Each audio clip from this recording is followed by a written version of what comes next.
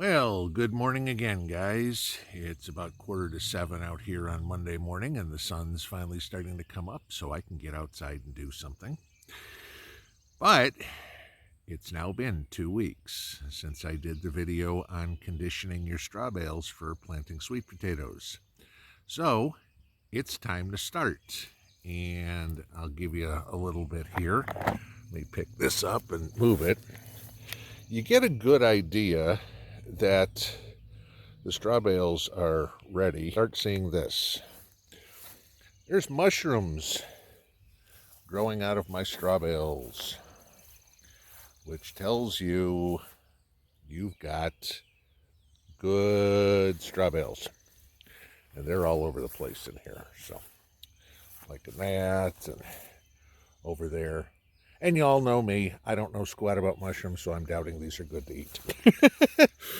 All right, so first thing I want to make sure I do is use one of these bad boys. Probably won't. There's the focus. Okay. So I want to throw a compost thermometer in here. And I want to see, whoops, I got to take the little plug off the end of it. This won't do any good if it's got a plastic tip on it. There we go. All right, so let's get this thing in here. And we'll stick it in and see where my temperature is. And we are good. Probably the top end of warm. So maybe right about 100 degrees. So that's a good start. That'll tell me that I'm ready to go to start planting. So let's kind of get into what I've got here. Now, again, planting in straw bales here is very unconventional. You know, I do a lot of unconventional things. Sweet potato slips. That is a store-bought sweet potato in a glass of water. And yes, I know it's not the normal way of doing it, not the way God intended. But I've got plenty of sweet potato slips, 2 feet long, just off of this one potato. And I've got more in here. So let me put this down and I will show you what I do next. All right, so the first thing I'm going to do, I'm going to take some cheap garden soil or compost or anything. I'm just looking for a medium here. You can use topsoil, you can use whatever. I happen to have an extra bag of garden soil laying around, so this is what I'm going to use. But I'm going to spread this out over the top of the straw bales so I have somewhat of a medium for those roots to really start getting into things for. So let me move on to that part. All right, and so there you go. It's, you don't have to cover them or anything like that. I'm just putting a row down the middle. It's maybe an inch deep or something like that, just so there's a little bit of medium in there to get these roots going. So what I want to do is, I'm going to move over here so I can sit down to show you, because this gets kind of fun doing it one-handed. But if I take my potato out, oops, I already got a couple of them that are broken off there. But you'll see, there's a whole bunch of roots and all the slips. So let's take these slips off. And what you want to do is crack them right at the base of the potato. So let me show you what we got here. All right, so if you look right here, it's down at the bottom. I'm going to take this slip and I'm going to break it off right at the potato, being careful not to tear the roots. And this is what I will get.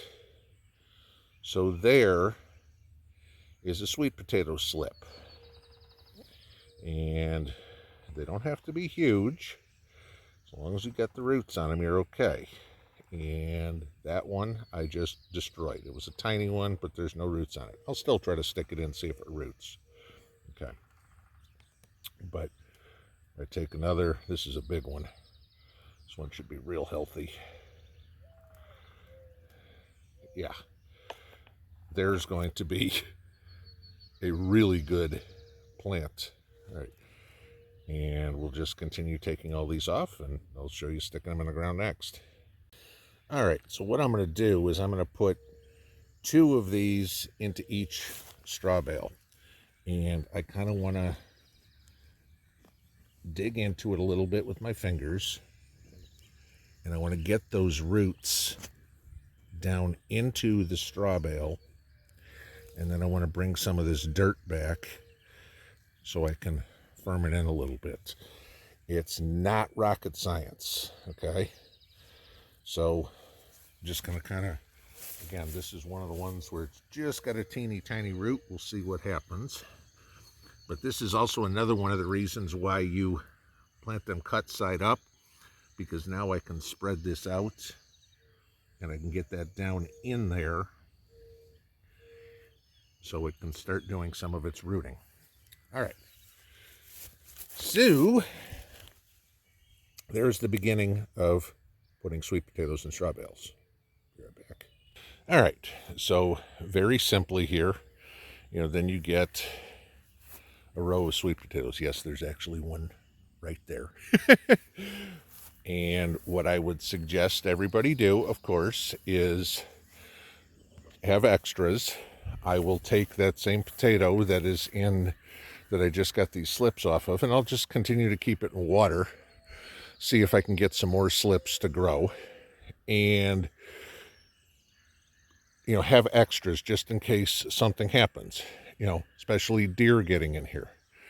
Now, I mentioned at the beginning, one of the things that I will is use Billy's bone sauce, and I will get out here with a paintbrush and take a little bit of the bone sauce and paint it on the front of the bales here, hopefully keep deer away from eating these, and go from there.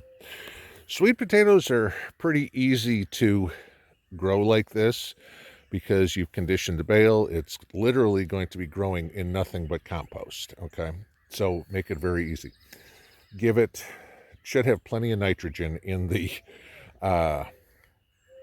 bale right now. So as these grow a little bit, eventually what you're going to want to do is give them some phosphorus fertilizer.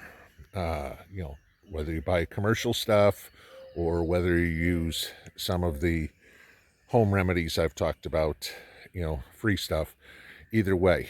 Now, the deal is sweet potatoes are very easy to tell when they are ready to harvest. Go by the calendar.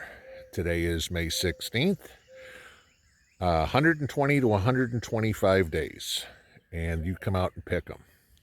Now, for me, that's mid-September, and so I will be out harvesting potatoes. I will put it on my calendar, and mid-September, I will have sweet potatoes. When I did it this way a couple of years ago, I got about 10 pounds of potatoes out of each bale, okay? Some smaller ones, some monster-sized sweet potatoes. And yes, I know the monster-sized ones will get to be a little bit woody, but they're fine for once you can them. They'll soften up, and you have no problem with them. We don't eat tons of sweet potatoes around here. I may in the future, but I've got 6 bales here. If that gets me 60 pounds of sweet potatoes, that's a lot of sweet potatoes. At that point, you're talking about eating 5 pounds of sweet potatoes a month. Now, granted, it's just me and Mrs. P. But if you want to go bigger, go bigger. Now, the advantage to doing it this way again is when it comes time to harvest these, it ain't hard at all because the straw bales will slowly decompose, turn into compost, and literally all I have to do is stick my hand in and start pulling potatoes out. No potato fork, no digging. Certainly no risk of missing sweet potatoes because you're not in the ground. So you're just going to tear apart the straw bales and find all your potatoes. Now, if you notice, this is all right next to the garden, okay? There's all the corn, there's all the beans, my monster peas, whatever it would be, okay? Why did I do this? Real simple. When I start tearing apart my straw bales, I just throw all that straw right into the garden, and it'll overwinter in there and turn into all the compost is now in my garden. I'm not wasting anything, because everybody will say, yeah, you spent $6 on straw bales. That's it. Is it worth it? Yes, because I'm building more soil that my plants will grow in next year.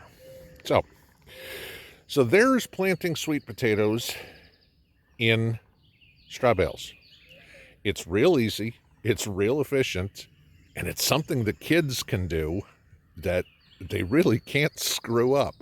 So if you want to get the kids out in the garden, here's a way to do it, because there's no holes they've got to worry about and messing with or anything like that. So there's another one for you for a Monday morning. Have a great day. We may or may not talk to you later. Pinball out.